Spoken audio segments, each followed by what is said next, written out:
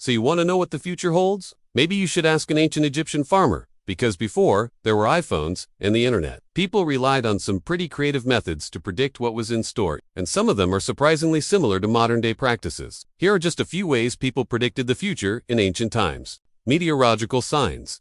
Farmers in ancient Egypt and Mesopotamia were some of the first They kept careful track of cloud formations, seasonal winds, and even animal behavior to try and divine the weather and the outcome of their crops. Since their livelihoods depended on the whims of nature, they developed an intimate knowledge of their local environment and the patterns within it. For example, the annual flooding of the Nile River was critical for planting crops, so farmers would take note of the river's behavior, such as the timing and severity of the floods, as well as the weather patterns that accompanied it. This knowledge was seen as a divine gift and was passed down through generations. They believed that the gods were communicating with them through these signs, and ignoring them could have disastrous consequences. So if the river flooded too early or too late, or if there were other unusual weather patterns, it was seen as an omen of what was to come. Face reading. The ancient Chinese and Greeks believed that the shape and symmetry of a person's face revealed their future path in life, as well as their personality traits and even their relationships. This practice, known as physiognomy, was based on the belief that the face was a reflection of the balance and harmony of the individual's internal organs and the flow of vital energy,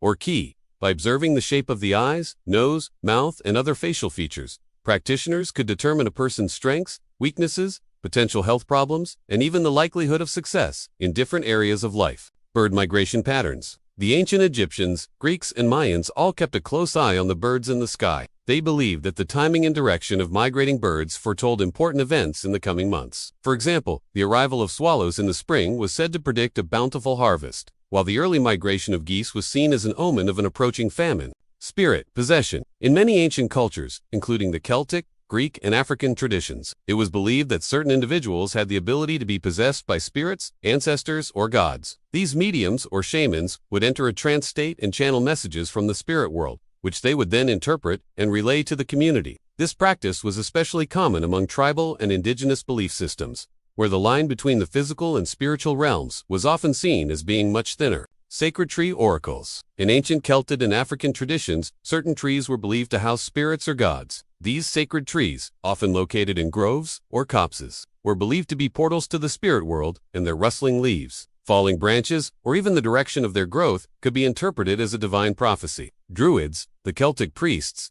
were said to have consulted these oracles regularly for guidance on matters of great importance. What do you think of these ancient prediction methods? Are any of them still practiced today? Let us know in the comments below. And don't forget to like and subscribe for more videos of historical tales.